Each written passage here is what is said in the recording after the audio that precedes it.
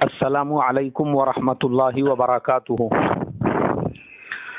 मेरे मोहतरम भाइयों, बुज़ुर्गों, दोस्तों, ये हमारा इस्लाह मुआशरा का 107वां सबक है। मुझे आज हज़रत सलमान फ़ारसी रज़ी अल्लाह ताला अन्हु का एक वाक़या याद आ रहा है। हज़रत सलमान फ़ारसी रज़ी अल्लाह ताला अन्हु बहुत बड़े जलीलुल क़दर सहाबी थे और उसके अलावा आप इराक़ के गवर्नर थे। इतना बड़ा आपका मकाम और मर्तबा था। एक मर्तबा आप कूफा या बसरा के बाज़ार से गुज़र रहे थे तो देखा कि एक आदमी घास का गट्ठा लेकर बैठा हुआ है। आप उसके करीब से गुज़रे तो वो घास वाले ने आवाज़ दी और कहा, बोले भाई साहब, ये ज़रा मेरे घर तक पहुंचा देंगे? आपकी जो भी मजदूरी होंगी मैं दे दूंगा। उसको पता ही नहीं था कि ये गवर्नर साहब है बोल के। उसकी वजह ये थी कि उनमें इतनी आजिज़ी थी, इतना तवाज़ो था, इतनी इनकिसारी थी, इतनी सादगी थी, इतने सीधे साधे थे। ना कोई बॉडीगार्ड था, ना कोई चेले चपाटे साथ में थे, गवर्नर होने के बावजूद। हालांकि हमारे ज़माने में अगर कोई ग्राम पंचायत का मेंबर है, गांव का सरपंच है, किसी गली मोहल्ले का कारपोरेटर है, किसी गांव का एमएलए है, तो उसके भी नाज और नखरे ऐसे होते हैं, कम से कम 2-4 चेले चपाटे तो साथ में होते ही है। उसके कपड़े, उसका रहन सहन खुद ऐसा होता है कि जिसे देखकर ही लोगों को लगता है कि पुढ़ारी साहेब आ रहे हैं बोल के। लेकिन हज़रत सलमान फ़ारसी रज़ी अल्लाह ताला अन्हु गवर्नर होने के बावजूद उनकी सादगी का ये आलम था कि एक आम आदमी ये समझ नहीं सका कि ये गवर्नर साहब जा रहे हैं या कोई मजदूर जा रहा है। तो हज़रत सलमान फ़ारसी रज़ी अल्लाह ताला अन्हु ने वो घास का गट्ठा उठाया और उसके घर की तरफ रवाना हो गए।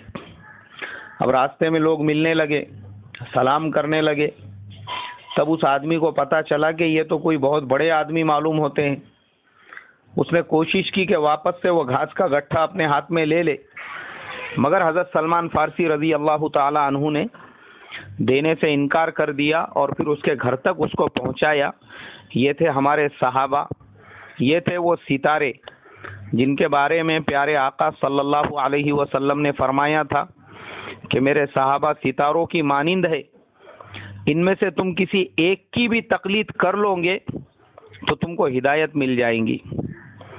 मुझे ये वाक़या हज़रत सलमान फ़ारसी रज़ी अल्लाह ताला अन्हु का इसलिए याद आया, अभी 2-4 रोज़ पहले की बात है। मैं ईशा की नमाज़ पढ़ा कर अपने घर की तरफ निकला था। रास्ते में मैं एक जगह पर घर का कुछ ज़रूरी सामान ख़रीदने के लिए रुक गया। घर का सामान वगैरह मैंने ख़रीदा। बिलिंग जो काउंटर है वहाँ पे मैं लाइन लगा के खड़ा हुआ था। मेरे आगे एक साहब थे, माशाल्लाह पूरी तरह से सूट में, बूट में, कोट में, टाई भी उनको लगी हुई। उनके पास में जो कैरेट था उसके अंदर उन्होंने एक 30 से 35 कोल्ड ड्रिंक्स की बॉटल्स ली हुई थी। अब जब उनका बिलिंग का नंबर आया तो बिलिंग करने वाला जो नौजवान था मुश्किल से 18-19 साल का होगा। कमज़ोर सा बच्चा, उसकी सूरत से ही लग रहा था कि यह बच्चा बेचारा कोई बीमार है या कमज़ोर है। अब उसने एक बोतल उठाया, उसको उसके बारकोड को स्कैन किया, बाजू में रख दिया। दूसरी बोतल उठाया, उसके बारकोड को स्कैन किया, बाजू में रख दिया। तीसरी बोतल जब उठाने लगा तो वो जो साहब थे अचानक में चिल्लाने लगे, where is the manager of this supermarket, ज़ोर ज़ोर से अल्लाने लगे। तो अचानक में वो मैनेजर आया। बोले भाई क्या बात है, क्यों आप चिल्ला रहे हो?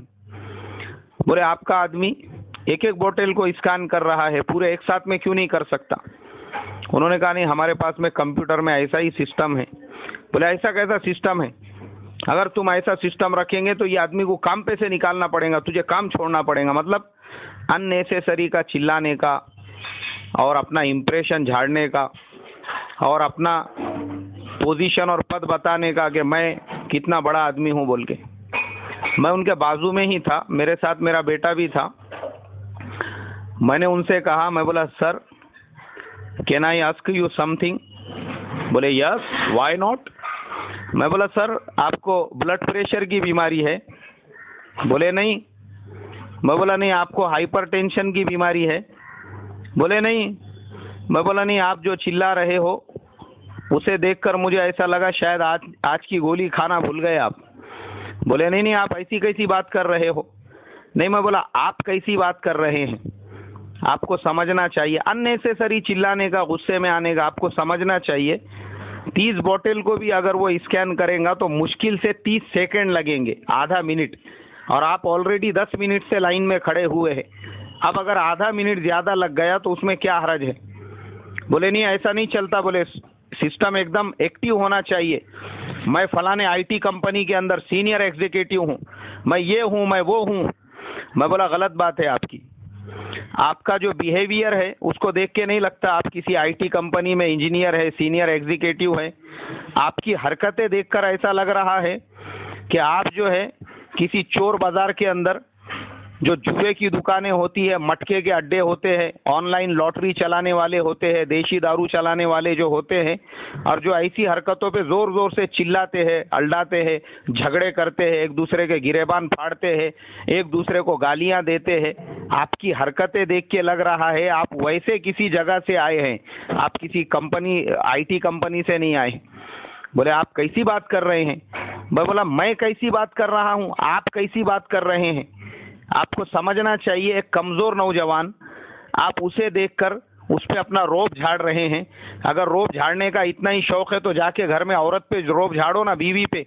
देखो जूता निकाल के कैसा आपके सर का टकला करती। तो वो आप जैसे लोग जिनकी बीवी के सामने नहीं चलती, जिनकी अपने ऑफिस में अपने सीनियर और जूनियरों के सामने नहीं चलती, जिनकी अपने बॉस के सामने नहीं चलती, जिनकी गली मोहल्ले में पड़ोसियों के सामने नहीं चलती, ऐसे लोग किसी ऐसे कमज़ोर के ऊपर अपना गुस्सा निकालते हैं और ऐसे कमज़ोरों के सामने चिल्ला के लोगों पे इम्प्रेशन झाड़ना चाहते हैं। लोगों को पता चले कि आप जैसा आदमी कितना जो है परफेक्ट और प्रोफेशनल आदमी है बोल के। कुछ नहीं है। मैं बोला ये ऐसी हरकतों से आप अपना इम्प्रेशन खराब कर रहे हैं। वो आदमी की मेरी बातचीत हो गई, उसके बाद में वो भी चला गया, मैं भी अपना बिल करके निकल गया। लेकिन वो जो बच्चा था बिलिंग वाला, उसके जाने के बाद में उसने मुझे 3-4 मरतबा thank you sir, thank you sir, thank you sir बोला। मैंने भी उसके कंधे पे हाथ रख के मैंने कहा बेटा, हमारे हुजूर सल्लल्लाहु अलैहि वसल्लम ने अपने ज़माने में हमेशा मजलूमों की तरफदारी की और मजलूमों का साथ दिया, और हम उन्हीं हुजूर सल्लल्लाहु अलैहि वसल्लम के मानने वाले हैं। हमारे सामने कोई अगर किसी पे जुल्म करे तो हम ये नहीं देखते कि वो मुसलमान है, नॉन मुस्लिम है, कौन से रिलीजन का है, लेकिन जुल्म हो रहा है हम बिल्कुल उसके अगेंस्ट में बात करेंगे। हमने देखे कि आप जैसे कमज़ोर बच्चे के ऊपर अननेसेसरी का चिल्ला रहा है, इसके लिए हमने आपकी तायद की, आपकी तरफदारी की है। खैर वो बात करके मैं निकल गया। तो मेरा तजुर्बा है मोहतरम बुजुर्गों कि आज हमारे मिजाज में, चाहे हमारे पास 2 पैसे आ जाए, चाहे हमें कोई पद और पोस्ट मिल जाए, थोड़ा सा हम एजुकेशन हासिल कर ले, अल्लाह हमको थोड़ी सी दुनिया से नवाज दे, लोगों के मिजाज ऐसे बदल जाते हैं बिला वजह का। लोग हर जगह जाके जो है लोगों के सामने शो करना चाहते हैं, दिखाना करना चाहते हैं कि हम कितने पावरफुल है। अरे तू कितना पावरफुल है ना, पहले अपने बीवी के सामने अपना पावर बता, जहाँ तू काम करता है अपने सीनियर जूनियर के सामने बता, बाद में दुनिया के सामने बताना चाहिए। इसलिए मोहतरम बुजुर्गों, हमारे मिजाजों में तवाज़ो, आजिज़ी, इनके सारी छोटापन ये बहुत ज़रूरी है। और अगर हम हमारे हुजूर सल्लल्लाहु अलैहि वसल्लम की सीरत को उठाकर देखेंगे और बुजुर्गान दीन की ज़िंदगियों को देखेंगे, आपको सबसे ज़्यादा उन लोगों में यही 2 चीज़ें मिलेंगी, तवाज़ो, आजिज़ी, इनके सारी छोटापन। इतनी नरमी थी उन लोगों की ज़िंदगियों में। हमारे हुजूर के बारे में तो हम लोग अक्सर ये वाक़या सुनते हैं। हज़रत अनस रज़ी अल्लाह ताला अन्हु फरमाते हैं 10 साल तक मैंने हुजूर की खिदमत की, लेकिन उन 10 साल के अरसे में कभी हुजूर ने मुझे झिड़का नहीं। बाज़ औक़ात मुझे हुजूर किसी काम से भेजते, मैं वो काम नहीं करता, खेलने में लग जाता, और हुजूर जब वहाँ से गुजरते तो मुझे देखकर मुस्कुरा देते। और अल्लाह के नबी ने कभी ये नहीं कहा कि अनस तूने ये क्यों किया और ये क्यों नहीं किया। वमा ज़रबानी वमा ज़जरानी, हदीस के अंदर ये जुमले लिखे हुए हैं कि ना हुजूर ने मुझे कभी मारा है, ना हुजूर ने कभी मुझे डांटा है, ना हुजूर ने मुझे कभी डपटा है। ये अखलाक थे हमारे हुजूर के। और हम अपने बड़ों में भी देखेंगे, मैंने हमारे कारी साहब थे, अल्लाह उनकी कब्र को नूर से भर दे, मुझे उनके पास हिफ्ज करने का और उनकी खिदमत करने का मौका मिला। तकरीबन हजरत की उम्र 70-75 साल थी, लेकिन वो आदमी करोड़पति होने के बावजूद, हमारे उस्ताद थे खुद, उनके अपने करोड़ों के कारोबार चलते थे, उसके बावजूद वो हम लोगों को पढ़ाते भी थे और मैंने देखा हाथ से झाड़ू मारते थे। यहाँ तक कि हमारे मदरसे में एक मर्तबा एक बुजुर्ग आदमी थे जिनकी उम्र मुश्किल से 85-90 साल होंगी। एक मर्तबा मेहमान खाने में जगह पे बैठे बैठे उन्होंने बैतुल खला कर दिए। अब हमारा जो खादिम था, हमारे कारी साहब ने उसको बोले भाई जा सफाई कर दे। तो वो खादिम जो है बड़बड़ाने लगा, बुरा भला कहने लगा वो हजरत को जिन्होंने गंदगी की थी। बोले आ जाते, हमारे मेहमान खाने में पड़े रहते, जाते नहीं, अरे जाओ ना, घरों पे जाके रहो ना, यहाँ पे 15-15 दिन आके रुकते। ये जुमले हमारे हजरत ने सुन लिए। अब आप सोचो, हमारे हजरत को इतनी अथॉरिटी थी कि वो अगर चाहते तो वो खादिम को उसी वक्त में ये बोल सकते थे कि तूने मेरी बात को नहीं माना, इसलिए तुझे मैं निकाल रहा हूँ, चल यहाँ से अपना सीधा घर का रास्ता पकड़। हमारे हजरत ने वो नहीं किया, वो अपनी जगह से उठे। और आपको सुनकर हैरत होंगी, उस वक्त में बड़े बड़े मदरसों के 8-10 मोहतमीमीन हमारे हजरत के आजू बाजू बैठे हुए थे। मैं भी सीधे हाथ तरफ बैठा हुआ था। मैं हजरत का कुछ काम किया करता था, रमज़ान का महीना था और वो सारे मदरसों के जिम्मेदार बैठे हुए थे। हजरत उनके बीच में से उठे, हमारे कारी साहब, और उन्होंने उठकर वो खादिम के एक हाथ में से झाड़ू ले ली और दूसरे हाथ में से वो जो कचरा उठाने का होता है वो ले लिया और कहा कि बोले भाई तू ये काम न कर, मैं अपने हाथों से करूँगा। इससे बढ़कर मेरे लिए सादतमंदी क्या होगी। अल्लाह के एक बंदे की खिदमत का अल्लाह ने मुझे मौका दिया। वहाँ बड़े बड़े मोहतमीमीन, बड़े बड़े जिम्मेदार, उलामा, मुफ्तियान सारे बैठे हुए। उनके बीच में से उठ के हमारे हजरत ने अपने हाथों से वो लेके आप जब सफाई करने लगे तो मैं फौरन उठा, भागते हुए गया और मैंने हजरत के हाथ में से वो दोनों चीज़ें ले लिया। तो हमारे बुजुर्गों का ये तवाज़ो, ये आजिज़ी, हालांकि आप मालिक थे, चाहते तो एक जुमले में नौकर को निकाल सकते थे, मगर ना आपने नौकर को निकाला, ना उसको गलत जवाब दिया और ना ही वो बुजुर्ग जिन्होंने गंदगी की थी उनको कुछ कहा, बल्कि उल्टा अपने आप को ये कहा कि ये मेरे लिए सादतमंदी की बात है। इससे बढ़कर सादतमंदी क्या होगी। अल्लाह ने उसके बंदों की खिदमत का मौका दिया।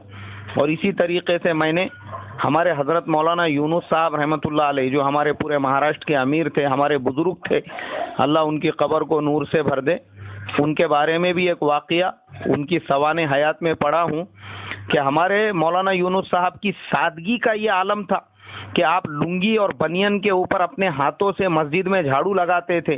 तो बाज़ औक़ात ऐसा होता था कि नई नई जमातें जो आती थी उसके साथियों को पता नहीं होता था कि यही हज़रत मस्जिद के इमाम और ख़तीब और पूरे महाराष्ट्र के ज़िम्मेदार भी है। उनको लगता था ये मौज़िन साहब है।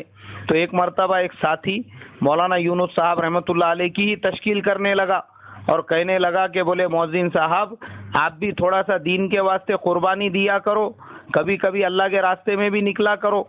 मौलाना ने कहा इंशाअल्लाह इंशाअल्लाह ज़रूर निकलेंगे, ज़रूर काम करेंगे।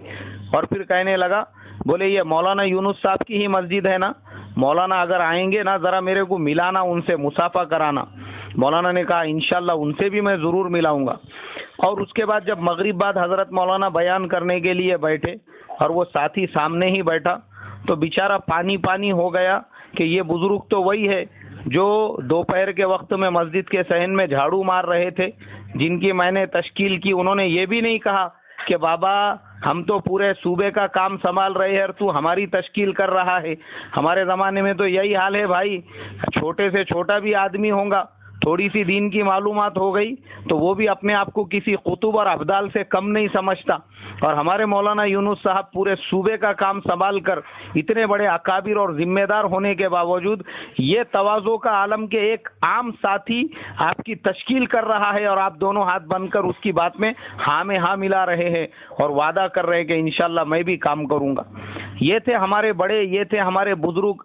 आज हमारे ज़िंदगियों में भी वैसे ही तवाज़ु और नरमी की ज़रूरत है। आज जो हम हर लाइन में फेल हो रहे हैं ना, उसकी सबसे बड़ी वजह हमारा ईगो, हमारी अकड़, हमारा घमंड और गुरूर है। अल्लाह से यही दुआ करूँगा, अल्लाह हमको भी छोटा बनने वाला बनाए, हमारे अंदर भी वैसा आजीज़ी, वैसी इनके सारी पैदा फरमाए। अस्सलामु अलैकुम व रहमतुल्लाहि व बरकातुहू।